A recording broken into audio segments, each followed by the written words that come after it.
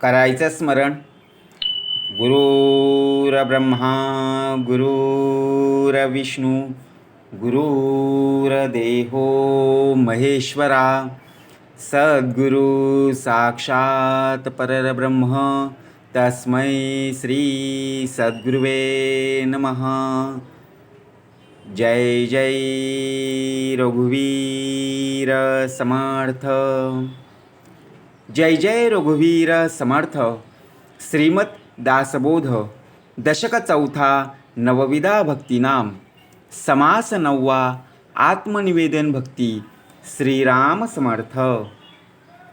मागा झाले निरूपण आठवे भक्तीचे लक्षण. आता ऐका सावधान भक्ती नवमी. जय जय रघुवीर समर्थ. श्री समर्थ कृपेने उत्तमाची सुरुवातच प्रार्थनेने करून दिली. गुरुर ब्रह्मा गुरुर्विष्णू गुरुर्देहो महेश्वरा. तिघांच्या पलीकडे असणारा श्री सद्गुरू साक्षात परब्रह्म तस्मै श्री सद्गुरुवे. कार्याला सुरुवात झाली. दशक चौथा नवविधा भक्ती. 9 प्रकारची भक्ती समर्थांनी पहिल्या समासापासून दाखवली.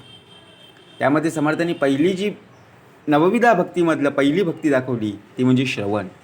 श्रवण, कीर्तन, विष्णुस्मरण, पादसेवन, अर्चन, वंदन, दास्य, सख्य आणि आता आत्मनिवेदन. म्हणजे जर पाहायला गेलो सर्वात महत्त्वाची म्हणजे काय, ती म्हणजे श्रवण. श्रवण जर तुझ्या पिंडामध्ये नसेल तर बाकीचे जी काही भक्ती आहे ती कितीही केलीस तरी जमानावे शून्याकार. कारण परमार्थातून श्रवण जर बाजूला सारलं तर परमार्थाला झिरो किंमत. म्हणून श्रवण हा पाया आहे. पाया जर तुझा उत्तमाचा असेल, पाया जर तुझा भक्कम असेल तर इमारत तुझी संपूर्णपणे व्यवस्थित राहील. आणि पाया जर संपूर्णपणे डगमगलेला असेल तर इमारत कोसळायला वेळसुद्धा लागणार आहे. म्हणून समर्थांनी समास 9वा दाखवला. आत्मनिवेदन भक्ती. निवेदन बघा, आंतरी निवेदन कसं ठेवावं. आत्मनिवेदन. लोकांसमोर आपण निवेदन ठेवतो का मनामध्ये ठेवतो? लोकांना सांगून आपण एखादं कार्य करतो का आपण न सांगता कार्य करतो? पहावे आपणास आपण. आंतरी निवेदन कसं ठेवावं हा भाग समर्थांनी उत्तमाचा दाखवला.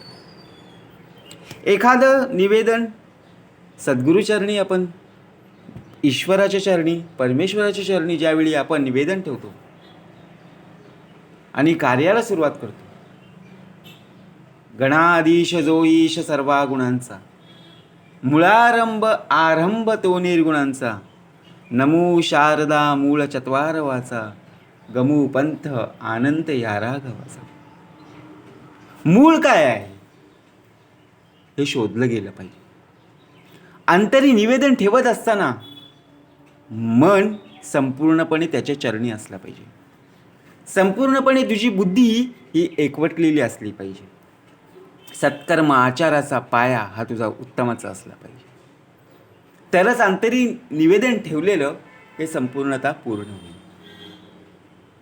आपण निवेदन कसलं ठेवतो बघा, संपूर्णपणे संसारामधलं, संपूर्णपणे प्रपंचामधलं. परंतु परमार्थमधलं कोणीच आपल्याला निवेदन कोणीही मांडत नाही. आपल्यामध्ये येणारी संकट, आपल्याकडे ओढवणारे प्रसंग आहेत म्हणून तर आपण काय केलं, निवेदन ठेवलं की नाही. तुझ्याकडे सर्व काही आहे, मग तू निवेदन ठेवशील का? विचार करा. तुझ्याकडे सर्व काही पैसा उपलब्ध आहे, सर्व नातेवाईक तुझ्याकडे आहेत, परंतु आजाराने तुला त्रासलेला आहे, निवेदन कसलं मानशील? पैसा सर्वस्व आहे का तुझा देह महत्त्वाचा आहे? म्हणून समर्थाने उत्तमाचं सांगितलं, अंतरी निवेदन. आणि निवेदनाची पूर्तता कोण करतं? सकाळ, दुपार, संध्याकाळ, रात्र नामस्मरणामध्ये राहिलं पाहिजे. आत्मनिवेदनाचा भाग समर्थांनी दाखवला. अंतरी भाग आपल्या पिंडामध्ये, आपल्या हृदयामध्ये, संपूर्णतः पिंडामध्ये पेरणी सत्वगुणाच्या संवर्धनाची जर केली तर सत्वगुणे भगवत भक्ती आपल्याला मिळणार म्हणजे मिळणार. प्रत्येकाला फळ हे प्राप्त होणारच, परंतु विश्वास असला पाहिजे. आपण एखादं कार्य करतो, त्या कार्याची सुरुवातच श्री गणेशानेच करतो ना. शेवटी कार्यसिद्धीस नेण्यास श्री समर्थ. एखादं घर घ्यायचं आहे, एखाद्या दुकान आपल्याला विकत घ्यायचं आहे, तर आपण निवेदन ठेवतो की नाही? मुलाचं किंवा मुलीचं लग्न, त्याबद्दल सुद्धा आपण निवेदन मांडतो की नाही? म्हणजे विचार करा, प्रत्येक कारण म्हणजे काय? एक प्रकारे निवेदनाची पूर्तता तोच करत असतो. आपल्याकडे संशय मनात असतो, शंका मनामध्ये असते, एक प्रकारची चिंता मनामध्ये असते, परंतु समर्थ म्हणाले चिंता वाहतो विश्वाची.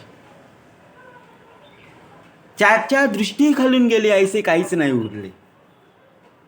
आपल्याला वाटतं की आपल्याकडे कोणी पाहत नाही, परंतु 84 लक्ष योनींकडे बघा, संपूर्णपणे सजीव सृष्टी. 84 लक्ष योनीनंतर आपल्याला हा नरदेह प्राप्त झाला. विचार करा, झाडावरचा पान सुद्धा पडायचं असेल तरी त्याला काय करावं लागतं? विचार करा, एवढी सामर्थ्य आहे चळवळीचे. जो जो करील तयाचे, परंतु येथे भगवंताचे अधिष्ठान पाहिजे. काही जण विद्यार्थी बघा, कुणाच्या अंतकरणाला लागेल तर काहीशी वर्तणूक करू नका आणि कोणालाही बोलू नका. पहावे आपणासे आपण, आपला मुलगा असेल किंवा आपली मुलगी असेल किंवा आपण स्वतःहून असो, विद्यार्थी आहे बरोबर की ना. आपण विद्यार्थीच होतो आणि अजून तरी आपण विद्यार्थीच आहोत, कारण आपण शिकत आहोत. आपल्यावर ठप्पा लागलेला नाही की आपण शिकलेलं, आपण शिकत आहोत. Learning is best.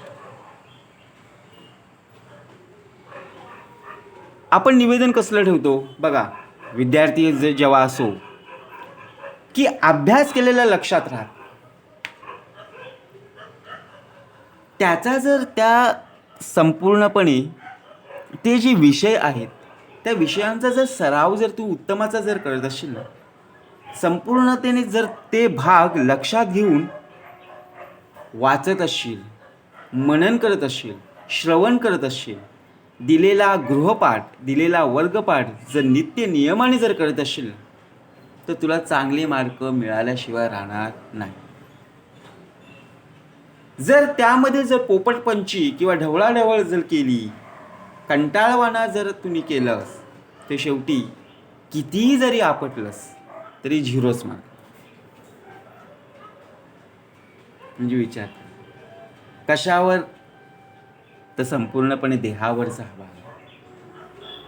म्हणून आपण ठेवलेलं निवेदन कसं पूर्ण होतं? एक प्रकारे ज्यावेळी आपण निवेदन ठेवतो,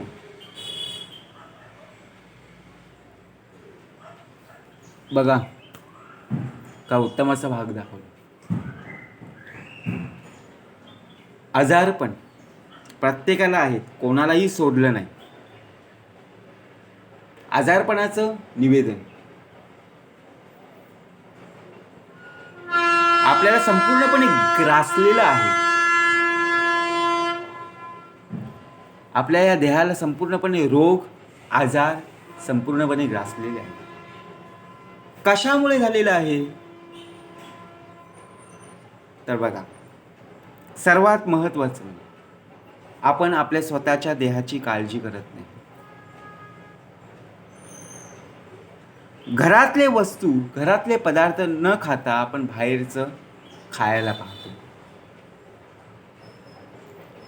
जो आपल्याला लिमिट दिलेला आहे, जो आपल्याला मर्यादा दिलेली आहे, ती आपण पार करून त्यावेळी आपल्याला काय होतं? रोग उद्भवतात की नाही? आजार पण येतो. म्हणजे विचार करा, आजार सांगून येत नाहीये तर आपण स्वतःहून आमंत्रण देतो. थंड खायची इच्छा होते, बर्फाचा गोळा खातो. सर्दी होते, सर्दीने डोकं जड होतं. आजारपणाला आमंत्रण कोणी दिले? इच्छेमुळे झालं. त्याच वेळी जर त्या इच्छेला जर तुम्ही त्यागलं असतंस तर हा रोग तुला उद्भवला नसता. त्याचप्रमाणे विषय गोड हे लागले मला, यामुळे असे घात आपुला, कळूनिया असे भ्रांती जाईना, हे दयानिधे श्री गजानन. म्हणून समर्थांनी सुरुवातच श्रीराम समर्थ. मागा झाले निरूपण, आठवे भक्तीचे लक्षण, आता ऐका सावधान, भक्ती नवमी. प्रत्येक समासामध्ये समर्थांनी आता ऐका सावधान. सावधान का सांगितलं? देहालाच का?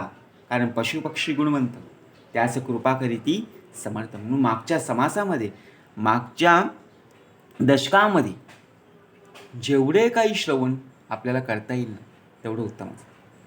आपण काय करतो? आत्ता दिलेलं लक्षात ठेवतो आणि मागचं सपाट. श्रवणाचं मनन आणि मननाचा निजध्यास झाला पाहिजे. म्हणून मागा झाले निरूपण, आठवे भक्तीचे लक्षण. आता आठवी भक्ती कोणती होती? कोणाला माहिती आहे? बरोबर ना, आपण लगेच मागचा समास पाहायला जाऊ. परंतु माहिती असणं आवश्यक आहे, कारण कालचाच रविवार आणि आजचा सोमवार. काल काय जेवलो हे सुद्धा आपल्याला आठवत नाही. एवढे आपण स्मरणशक्ती आपण गमावून बसलेलो आहोत. कशावर? संपूर्णपणे मोबाईल आणि टी व्ही. कलियुग. वेळ कुठे आहे कोणाला? संपूर्णपणे त्याच्याच मध्ये सर्व काही चाललेलं आहे. म्हणून समर्थ म्हणाले, थोडा तरी वेळ भक्ती मार्गासाठी जर लावलास ना तर देहाचं सार्थक झाल्याशिवाय राहणार. परंतु ते कोणाला जमतच नाही ना. आपल्याला संपूर्णपणे ही भगवत भक्ती, जो मार्ग आपल्याला प्राप्त झालेला आहे त्याचं सार्थक झाल्याशिवाय राहायचं नाही. तुम्हाला नमस्कार आहे, कारण मार्ग सापडे सुगम, नलगे साधन दुर्गम, सायुज्य मुक्तीचे वर्म ठाई. लहान लहान मुलं बघा, बालभक्ती मार्गदर्शन, बालसंस्कार का उत्तमाचं असतं ना. हल्लीच्या मुलांना, लहान लहान मुलांना संस्कारच नसतं. बघा, कुणाच्या अंतःकरणाला लागेल तर काहीशी वर्तणूक करू नका आणि कुणालाही बोलू नका, पहावे आपणास. हा भाग या देहाचाच चाललाय. जर पिंडामध्ये जर पाहिलं तर हल्लीची मुलं, लहान लहान मुलं मोठ्या मोठ्या व्यक्तींना, आपल्या घरातील लोकांना उद्धट बोलल्याशिवाय राहत नाही. आजूबाजूच्या लोकांना अरे तू रे, म्हणजे ही शिकवण आली कुठून? बरोबर की नाही? वाईट विषय, वाईट उच्चार, वाईट प्रकारचं बोलणं, एखाद्याचं मन संपूर्णपणे काय होतं? त्या मनाला त्रास होतो की नाही? म्हणून समर्थांनी उत्तमाचं सांगितले, सुसंगती सदा घडो, सुजन वाक्य कानी पडो, कलंकमतीचा झडो, विषय सर्वथा नावडो. म्हणून आंतरिक निवेदन कसलं असलं पाहिजे? अंतरी, अंतरी, अंतरीचा भाग चाललाय. देह आणि संपूर्णपणे अंतरीचा अंतरात्मा. जोपर्यंत अंतरीचा अंतरात्मा आपल्या हृदयात आहे, आपल्या चराचरामध्ये आहे, तोपर्यंत या देहाचं अस्तित्व आहे. आणि इथून जर निघून गेला तर देहाला झिरो किंमत आहे. म्हणून समर्थ बोलले, आता ऐका सावधान, भक्ती नवमी. नववी निवेदन जाणावे,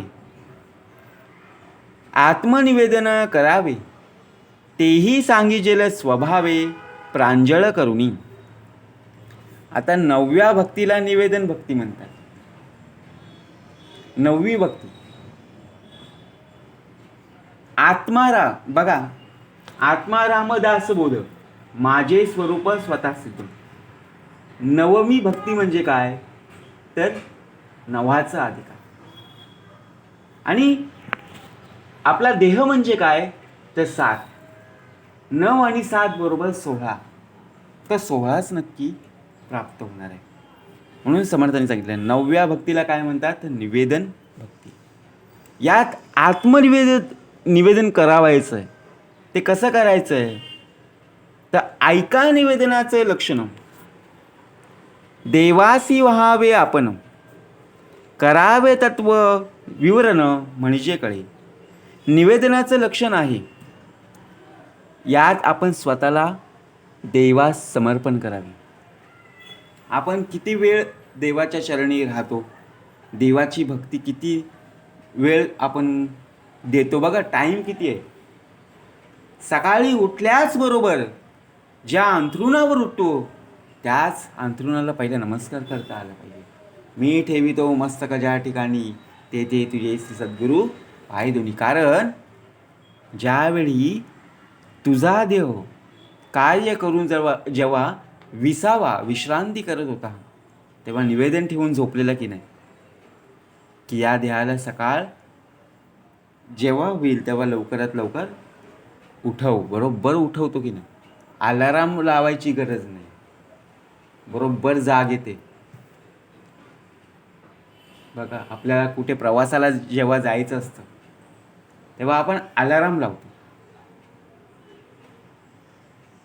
तेव्हा रात्रीची झोप लागत नाही. सारखे डोळे उघड मीट. कारण तेव्हा धाकधूक असते. जर आपली ट्रेन जर चुकली किंवा आपली जेव्हा बसचा टाईम आहे त्या बसच्या टायमाला जेव्हा आपण पोहोचलो नाही तर निघून जाईल, बरोबर की नाही. म्हणून आपण अलाराम लावतो. म्हणजे आपण अवलंबून कशावर राहिलो तर त्या अलाराम घड्याळावर, बरोबर की नाही. परंतु त्याच टायमाला जर समजा सेल संपला, बघा काय भाग दाखवला. त्या घड्याळाचा जर जेव्हा सेल संपतो त्यावेळी तो घड्याळ चालेल का. 5 वाजताचा अलाराम दिलाय आणि 3:30 वाजताच बंद पडलाय. हा देह झोपून राहिलाय, अजून अलाराम वाजत नाही म्हणून अंथरुणावरच राहिलाय. सकाळ होऊन दुपार होते तरी हा अवलंबून कशावर आहे. अलाराम आला राम गया राम. म्हणून विचार करा. ऐका निवेदनाची लक्षणं कसली आहेत. मूर्खपणाची लक्षणं दाखवला भाग. मूर्खपण का दाखवलं. मूर्खपण लक्षण, कारण सांगून सुद्धा पडत मूर्ख लक्षण. तेच चुकीचं करतो. एखाद्याला आपण सांगितलं असं करू नको, तो ऐकतो आणि पुन्हा तीच चूक करतो. म्हणजे काय झालं, मूर्खपणाचं लक्षण आहेच. आणि सांगून सुद्धा तीच चूक करतो म्हणजे समर्थ म्हणाले पडत मूर्ख लक्षण. देवासी व्हावे आपण, करावे तत्व विवरण म्हणजे कळे. मी भक्त ऐसे म्हणावे आणि विभक्तपणेची भजावे, हे अवघेची जाणावे विलक्षण. मी भक्त आहे असं म्हणायचं, कारण मी देवाचा आणि देव माझा. कारण त्याच्याशिवाय आपल्याला काहीच नाही ना. आपल्याला समर्थांनी बघा, देवानी ईश्वरानी परमेश्वरानी मातृदेव भव, पितृदेव भव, आचार्य देव भव आणि अतिथी देव भव हे 4 स्तंभ दिलेत. देव आहे, ईश्वर आहे, परंतु आपल्याला संपूर्णपणे आई आणि वडिलांच्या बघा रूपाने आपल्याला दाखवले. देव चराचरामध्ये, रोमारोमामध्ये, परंतु आईच्या पायावर डोकं ठेवून, वडिलांच्या पायावर डोकं ठेवून नमस्कार करणं हे आवश्यक. सकाळ संध्याकाळ झालं पाहिजे. आपण किती जण करतो. आपण लाजतो, बरोबर की नाही. पण त्यातच खरं सामर्थ्य आहे ना. हे कोणाला माहिती आहे. तुम्ही करत असाल तुम्हाला नमस्कार आहे. मी भक्त ऐसे म्हणावे आणि विभक्तपणाची भजावे, हे अवघेची जाणावे विलक्षण. लक्षण असून विलक्षण, ज्ञान असून अज्ञान, भक्त असून विभक्तपण, ते हे ऐसे. म्हणजे लक्षण असून लक्षणहीन आहे. ज्ञान असून अज्ञान आहे. आपल्याकडे खरं सांगायचं म्हटलं तर संपूर्णपणे अज्ञान पसरलेलं आहे. परंतु आपल्याला समर्थांनी उत्तम असं सांगितलं, अज्ञान मूलं हरणं.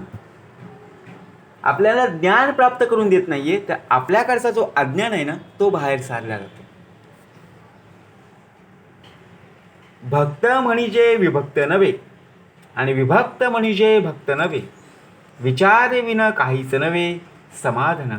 आता समाधान कशामध्ये आहे हे पहावे आपणच. आपण जो भक्त नाही बघा, जो विभक्त नाही त्याला भक्त म्हणताच येणार नाही, आणि जो विभक्त आहे तो भक्त असू शकत नाही. हा विरोधाभास आहे ना. मग समाधान कशामध्ये आहे? आत्मा आहे तर देह नाहीये, आणि देह आहे तर आत्मा नाहीये. मग किंमत कशाला आहे? कशालाच असू शकत नाहीये. कारण जेव्हा आत्मा आणि देह संपूर्णपणे एकत्र एकवटलेला असतो, तेव्हाच त्या देहाला आणि आत्मा म्हणजे तो संपूर्णपणे शरीराला महत्त्व आहे.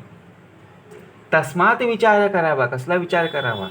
देव कोण तो ओळखावा, आपला आपण शोध घ्यावा अंतर्यामी. आपण देव शोधायला जातो. देव कुठे आहे? देवाचा पत्ता कुठे आहे? अरे खरा देव तो अंतरी चोरला असे, सद्गुरु विन तो सर्वथाही न दिसे. बरोबर की नाही?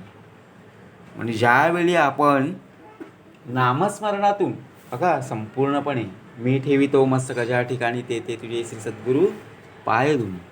नामस्मरण आपल्या मुखातून उत्तमाचं स्मरण आणि जप अजपा 24 तास हे झालंच पाहिजे. मी कोण ऐसा निवाडा, पाहो जाता तत्व झाडा, विचार करिता अवघडा आपण नाही. मी कोण आहे? श्रवण केली आणि प्राप्त काय आहे? प्रश्नचिन्ह आहे. मग त्याचप्रमाणे आपण कोण आहोत? मी कोण आहे हा विचार केला पाहिजे. मी या पृथ्वी तलावर आलो,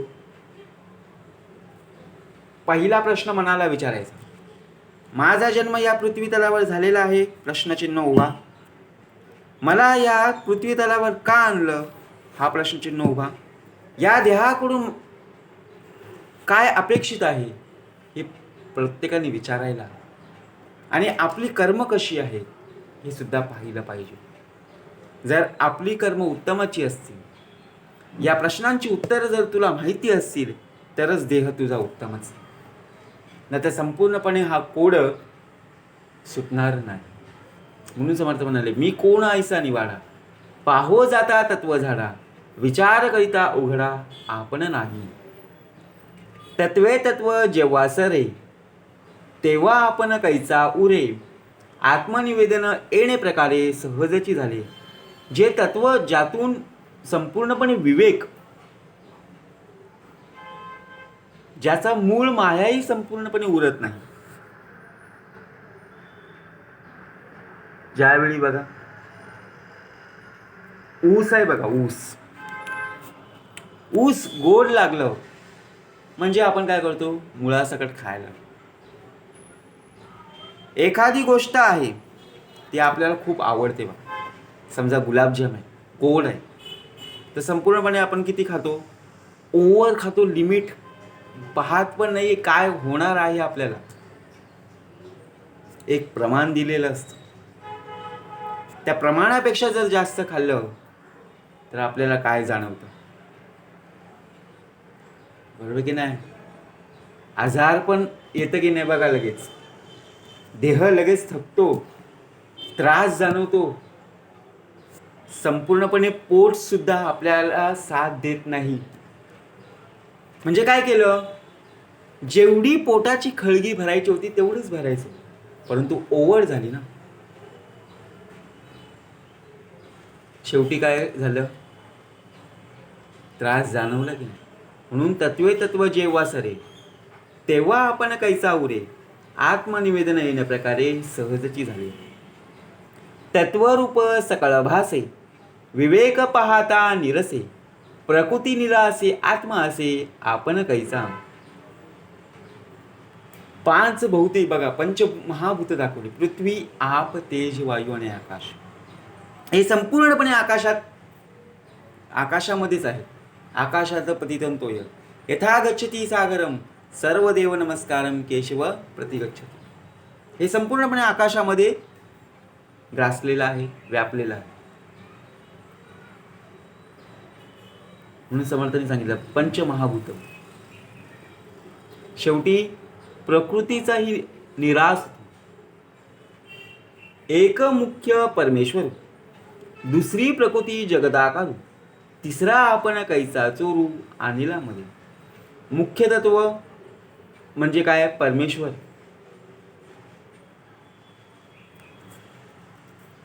बघा, गुरुर ब्रह्मा गुरुर विष्णू गुरुर देहो महेश्वरा सद्गुरु साक्षात परब्रह्म तस्मै श्री. गुरु पाहता पाहता लक्ष कुठे आहे, परंतु सद्गुरु मात्र एकच आहे ना. ऐसे हे सिद्धची असता नातिली लागे देहांता परंतु विचारे पाहोजता काहीच नसे. पाहता तत्व विवेचना पिंड ब्रह्मांड तत्वरचना विश्वात कार्य व्यक्ती नाना तत्वे विस्तारली. आता तत्व विवेचन करू लागल्यावर एका तत्वातून दुसरे तत्व कसे झाले हे कळते. पिंड ब्रह्मांडाची रचना कशी झाली त्याचा तोची जाणीव. पंचमहाभूते बघा, आपण आईच्या गर्भामध्ये होतो. 9 महिने 9 दिवस 9 मिनिट 9 सेकंद त्यांनी संपूर्णपणे काळजी घेतली. आतापर्यंत तो काळजी घेतो आणि पुढे सुद्धा घेणार. परंतु आईच्या गर्भामध्ये असताना आपल्याला श्वास कसा प्राप्त झाला विचार करा. साधं लाईट जरी गेली तरी आपला जीव गुदमरासा होतोय. तिथे संपूर्णपणे काय होतं, कसा देह आपला ठेवला असेल, कसा संपूर्णपणे रूप तयार केला असेल, कसा संपूर्णपणे आकार. बघा, मातीचा संपूर्णपणे देह, परंतु त्या मातीच्या संपूर्णपणे जो रूप बनवायचा होता त्या मातीला संपूर्णपणे आकार प्राप्त दिलेला आहे आणि आकारापासून तो देह प्राप्त झालेला. ज्ञानेंद्रिये 5 आणि कर्मेंद्रिये 5 मिळून 10 इंद्रियाचा हा तुझा देह तयार झालेला. डोळ्यांनी बरोबर दिसतं, कानाने बरोबर ऐकता येतं, मुखाने बरोबर, तोंडाने बरोबर बोलता येतं. ज्याला दिसत नाहीये त्याला चष्मा बरोबर आहे की नाही. कोणाच्या अंतकरणाला लागेल तर काहीशी वर्तणूक करू नका. बरोबर बघा, चष्मा लावण्यासाठी सुद्धा काय दिले, 2 कान दुकान बरोबर तिथे अडकवण्यासाठी दिलेलं आहे की नाही. का कानाची प्राप्ती इथं करून दिली नाहीये, बरोबर तिथेच का दिलेलं आहे, पण डोळ्यांना दिसत नाही म्हणून चष्मा दिलेला आहे. डोळ्यांनी का आपण गेलो, तुम्ही नसाल पण हा देह गेलेला आहे. कारण वाईट साईड गोष्ट पाहतो, वाईट साईड गोष्ट ऐकतो, कान गेले, कान फुटले. मुखाने आपण वाईट शब्द बोलतो कारण संगत प्राप्त झाली. हे संपूर्णपणे इथेच त्यागता आलं पाहिजे. म्हणून समर्थ म्हणाले ऐसे सिद्धची असता नाथिली लागे देहांता परंतु विचारे पाहू जाता काहीच नसे. पाहता तत्व विवेचना पिंड ब्रह्मांड तत्वरचना विश्वात कार्य व्यक्ती नाना तत्वे विस्तारली. तत्वे साक्षत्वे ओसरती साक्षत्व नुरे आत्मप्रचिती आत्मा असे अद्यंती आपण कैसा. आता आत्मप्रचितीचा भाग दाखवला. जर आपण निवेदन ठेवलेलं, जर त्याची पूर्तता जर झाली तर नक्कीच आपल्याला काय प्रचिती आहे ना. बघा, आपण एखादं निवेदन ठेवून जेव्हा घराबाहेर पडतो, बरोबर परमेश्वर ईश्वर सद्गुरुराया ज्याप्रमाणे निवेदन ठेवलेलं आहे ना त्याच प्रकारे निवेदनाची पूर्तता करतो आणि बरोबर तुला घरीपर्यंत आणण्याचं सामर्थ्य तुला पुरवतो. त्यावेळेला सुद्धा नमस्कार करणं आहे. सूर्यासी करावे नमस्कार, चंद्रासी करावे नमस्कार, सद्गुरूंसी करावे नमस्कार, साष्टांग व्हावे, विश्वास असला पाहिजे. म्हणून समर्थ म्हणाले, याप्रमाणे विवेक करू लागल्यावर आपण तत्वाहून भित्र साक्षी आहोत ते कळते. आपण भित्रपणा आपल्यामध्ये काय येतं? समर्थांनी सांगितलं ना श्री सद्गुरु चरित्र अध्यायामध्ये, ज्याचे हृदय श्री सद्गुरु स्मरण, त्यासी काहीचे भय दारुण, काळ मृत्यू न बाधी जाणं, अपमृत्यू काय करी. आत्मा एक स्वानंद घन आणि अहमात्मा हे वचन, तरी मग आपण काहीचा भिन्न उरला तिथे. एक आल्याचं स्वानंदगण असून अहमात्मा म्हणजे काय? मी तो आत्माच. सोहमहंसा हे उत्तर, याचे पहावे अर्थांतर, पाहता आत्मा याचा विचार, आपण काहीचा तेथे. आता याचा प्रश्नाचं उत्तर म्हणजे काय? तर विचार केल्यावर, अल्पासंबंधी विचार केल्यावर कळून येतं. आत्मा निर्गुण निरांजन, तयासी असावे अनन्य. अनन्य म्हणजे नाही अन्य, आपण काहीचा तेथे. आत्मा निर्गुण हा निरंजन आहे, त्याच्याशी अनन्य असावे. याचा अर्थ असा आहे की अन्य म्हणजे दुसरं कोणीच नाही. मग तेथे आपण म्हणजे काय? मी राहतो कुठे? आत्मा म्हणजे तो अद्वैत, नाही द्वैत अद्वैत. तेथे मीपणाचा हेत उरेल कैसा. आता द्वैतामध्ये जर पाहायला गेलो तर आपण कसे वागतो आणि अद्वैतामध्ये आपला देह कसा वागतो. आत्मस्वरूपात द्वैत तर नाहीच, पण अद्वैतही उरत नाही. जेथे द्वैताद्वैतही नाही तेथे त्याला एकत्व किंवा भिन्नत्व असते. आत्मा पूर्णत्वे परिपूर्ण, जेथे नाही गुणागुण, निखळ निर्गुणी आपण कोण कायचा. आत्मा हा पूर्णत्वाने परिपूर्ण असतो, तेथे गुण अगुण दोन्हीचा अभाव असतो. तो निखळ निर्गुण असतो, सर्वत्र एक आल्याचं संपूर्ण परिपूर्ण असून येथे दुसरं काहीच नाही. अशा परिस्थितीत आपण म्हणजे काय? तर मी म्हणणारा आपला हा देह. त्वपद तत्पद अस्तिपद, निरसुनी सकळ भेदाभेद, वस्तू ठाईची अभेद आपण कायचा. त्वपद म्हणजे काय? तर तत्पद म्हणजे ब्रह्म. असिपद, तू ते ब्रह्म आहेस. जेव्हा ब्रह्मरूप होऊन जातो तेव्हा सगळे भेद अभेदाचे निरसन होते. निरसिता जीवशू पाथी, जीवशिवाची कैसी आदी, स्वरूपी होता दृढ बुद्धी आपण कैसा. आता दृढ बुद्धी समर्थांनी सांगितली, एका परब्रह्माशिवाय अन्य वस्तूच नाही. विद्या या उपाधीमुळे त्याला संपूर्णपणे काय होतं बघा. विद्या उदंडची शिकला, प्रसंगमान चुकतची गेला. आता विद्या कशी प्राप्त होईल? विद्यार्थ्यासी मिळे विद्या, धनार्थ्यासी मिळे धन, पुत्रार्थ्यासी मिळे पुत्र, मोक्षार्थ्याला मिळे गती. आपण मिथ्या साच देव, देवभक्त अनन्य भाव, या वचनाचा अभिप्राव अनुभवी जाणती. आता अनुभव कशा, आपल्याकडे अनुभव कसा येईल? जर त्याचा सराव केला, जर त्याची प्रॅक्टिस केली तर संपूर्णपणे काय होईल? अनुभवच येईल ना. एखादं कार्य आपण जर वारंवार करत असू तर त्या गोष्टींनी संपूर्णपणे आपली काय होते? पूर्वतयारी होते. आणि पूर्वतयारी ज्यावेळी होते त्याचा सराव होतो, प्रॅक्टिस होते आणि आपल्याला ती गोष्ट प्राप्त होऊन त्याचा संपूर्णपणे एक्सपिरियन्स येतो, अनुभव येतो. आणि ती गोष्ट आपल्याला एकदम सहजासहजी, बरोबर की नाही, तिथे आपल्याला आळसपणा येतो का? नाही आहे, कारण ती आपल्या हाताद्वारे निघून जाते. या नाव आत्मनिवेदन, ज्ञानी यांचे समाधान, नववे भक्तीची लक्षणं निरूपिले. म्हणून समर्थांनी आत्मनिवेदन म्हणजे काय, त्यामध्ये होणारं समाधान कसं आहे या समासामध्ये सांगितले. पंचभूतांमध्ये आकाश, सकळ देवांमध्ये जगदीश, नवविधा भक्तीमध्ये विशेष भक्ती नऊ. म्हणजे समर्थांनी सांगितलं, यानी काणीच पापानी जन्मांतर कृतांच, ताणी ताणी विने शांती प्रदक्षिणा पदे पदे. नववी भक्ती आत्मनिवेदन, न होता न चुके जन्म मरण, हे वचन सत्य प्रमाण अन्यथा नव्हे. आपण जन्माला आलेलो आहोत या पृथ्वी तलावर, आपला मृत्यू तर नक्कीच आहे. आपण कोणी अमरपट्टा लावून आलेलो नाहीत, तर तोपर्यंत जन्म मरणातून सुटका होऊ शकत नाही समर्थ म्हणतात. कारण का, ज्यावेळी बघा आपण अनुभव आणि अभिमान आपल्याकडे अभिमान येतो, परंतु अभिमान त्यागता आला पाहिजे. अनुभव आपल्याकडे असला पाहिजे. बरे सत्य बोला यथातथ्य चाला, बहुमानिती लोक तेने तुम्हाला.